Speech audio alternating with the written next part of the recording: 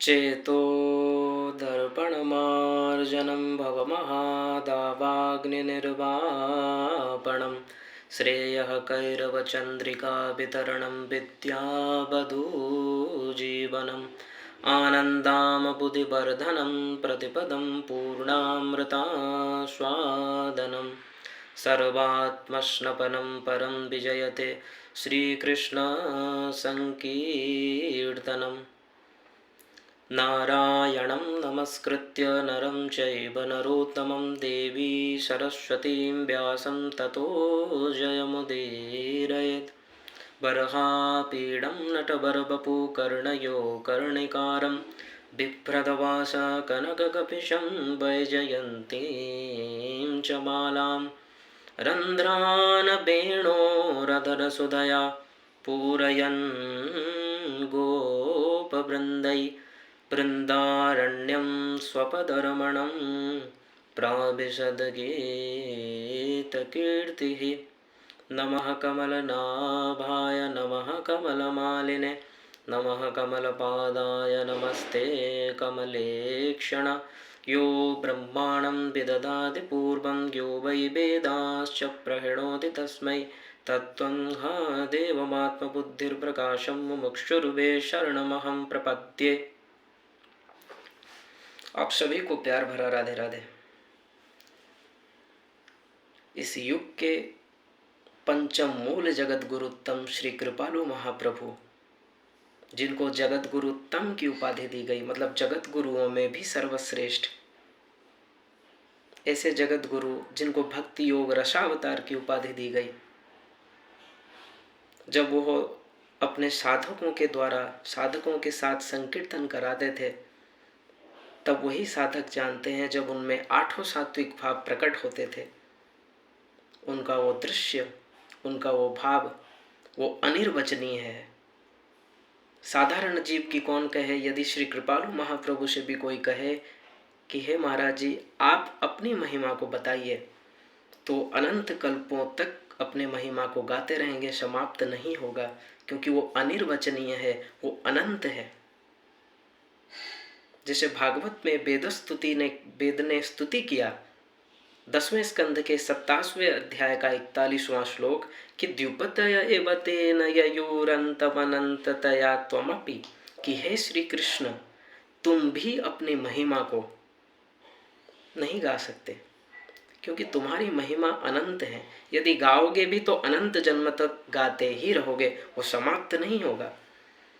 ऐसे हमारे जगत गुरुत्तम श्री कृपालु महाप्रभु, जिनका ये विश्व सदा ऋणी रहेगा, क्योंकि समस्त शास्त्र वेद उपनिषद जितने भी पुराण गीता आदि हमारे ग्रंथ हैं, उनमें जितने भी गूढ़ रहस्य हैं, सबका इतना सरलीकरण श्री कृपालु महाप्रभु ने किया। यदि कोई जीव उनकी शरणागति करे, उनकी आज्ञाओं को माने 100%, तो इसी जन्म में उसको भगवत प्राप्ति हो जाएगी। बस मान ले, अपनी बुद्धि न लगाए। और हम यही करते हैं, अनंत जन्म हो चुके, क्योंकि हम अनादि हैं, मतलब सदा से हैं। अजो नित्यः शाश्वतोऽयं पुराणो न हन्यते हन्यमाने शरीरे, कठोपनिषद पहले अध्याय के दूसरी बल्ली का 8वां मंत्र। हम अनादि हैं, ये जीव अनादि है। तो अनंत जन्मों से अनंत महापुरुषों के, संतों के, जगत गुरुओं के लेक्चर हम सुन चुके, समझ भी लिए, पर अपनी बुद्धि लगाए। यही परिणाम है कि हमको आज तक अपना लक्ष्य भगवत प्राप्ति नहीं हुई। तो सबसे पहले बुद्धि लगाना बंद करो और महापुरुषों की शरण में जाकर उनकी जो आज्ञा है उसका पालन करो, श्रद्धा सहित पालन करो, तभी तुम्हारा लक्ष्य भगवत प्राप्ति हो सकती है।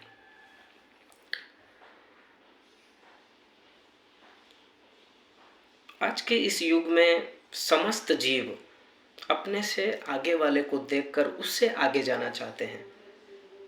मान लीजिए कोई करोड़पति है तो उसके सामने कोई अरबपति है, तो वो उसको क्रॉस करके उससे आगे जाना चाहता है, खरबपति होना चाहता है।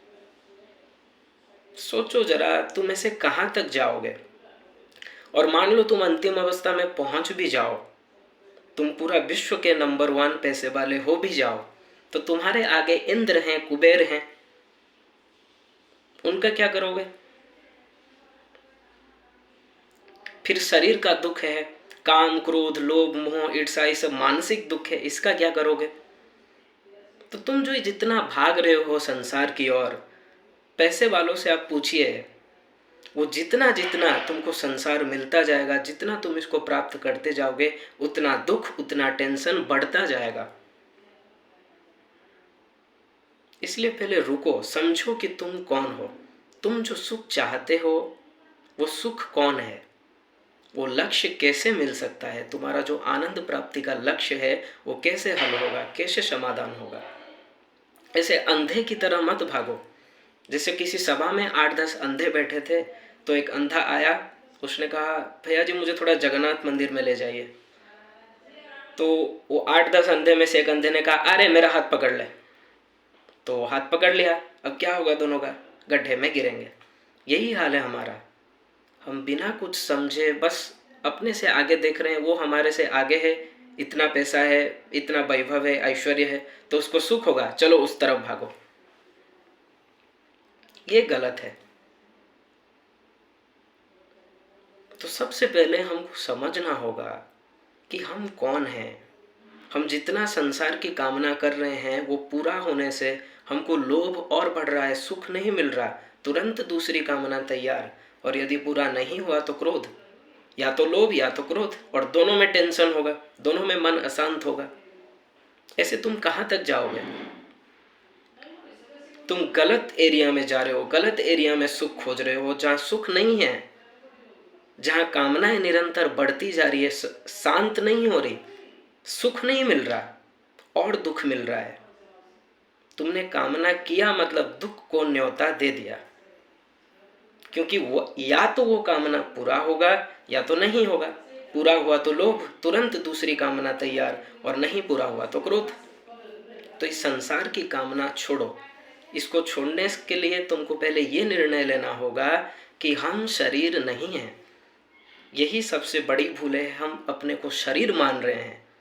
इसीलिए हम ये 5 ज्ञानेंद्रियों को सुख देने के लिए संसार के पीछे भाग रहे हैं। अच्छा खाना चाहिए, अच्छा दृश्य देखना चाहते हैं, अच्छा संगीत सुनना चाहते हैं, अच्छा स्पर्श चाहते हैं। हम सोच रहे हैं ये सब इंद्रियों के सुख से हमको सुख मिल जाएगा, जबकि ऐसा नहीं है, नहीं मिल रहा है और ना ही मिलेगा, क्योंकि हम शरीर नहीं है तो हम है क्या, इसको समझना है। तो वेद मंत्र कहता है इह चेदि वेदी दथ सत्यमस्ति न चेदिहा वेदीन महति विनष्टि। केनोपनिषद 2 खंड का 5वां मंत्र कि हे मनुष्यों, ये मंत्र कह रहा है कि हे मनुष्यों, यदि तुम इस मनुष्य शरीर में अपने को नहीं जान सके, अपने लक्ष्य को नहीं जान सके, तो बहुत बड़ी हानि हो जाएगी। क्यों? क्योंकि ये लक्ष्य केवल मनुष्य शरीर में ही प्राप्त हो सकता है। न मानुषम विना अन्यत्र तत्व ज्ञानं तु लभ्यते। मनुष्य शरीर के बिना और किसी शरीर में भी तत्व ज्ञान प्राप्त नहीं हो सकता। तुम साधना नहीं कर सकते, और ना ही इतना विवेक होगा कि तुम साधना करोगे, इतना सोचोगे, समझोगे, जानने का प्रयत्न करोगे। ये ज्ञान केवल मनुष्य शरीर में ही है, वही जान सकता है।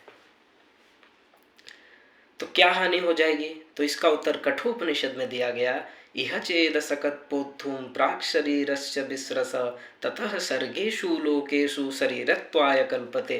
2 अध्याय के 3री बल्ली का 4था मंत्र कि यदि हम इस मनुष्य शरीर में उसको नहीं जान पाए, अपने लक्ष्य को प्राप्त नहीं कर पाए, तो सर्गेषु लोकेषु शरीरत्वाय कल्पते। ऐसे अनेकों सर्ग तक हमको मनुष्य शरीर नहीं मिलेगा। सर्ग यानी कल्प। एक कल्प होता है 4 अरब 29 करोड़ 40 लाख 80 हजार वर्ष का। ऐसे अनेकों सर्ग तक, क्योंकि यहाँ पर मंत्र है सर्गेषु, बहुवचन, ऐसे अनेकों सर्ग तक ये मनुष्य शरीर फिर दोबारा नहीं मिलेगा। और यही कुकर शुकर योनियां मिलती रहेंगी, इधर उधर भटकते रहोगे खाने पीने के लिए। इसलिए जल्दी करो, क्योंकि ये शरीर दुर्लभ है और क्षणभंगुर है, पता नहीं कब छिन जाए। इसलिए जल्दी करो, और इसी मनुष्य शरीर में ही उसको जानना है। आगे के लिए और वेट मत करो, क्योंकि अनंत जन्म ऐसे ही बीत चुके हैं। लापरवाही छोड़ो, अपने कल्याण की ओर बढ़ो, अपने को जानने का प्रयत्न करो। इसी के लिए ही ये मनुष्य शरीर मिला है। तो कैसे जानेंगे, ये फिर बताया जाएगा। राधे राधे।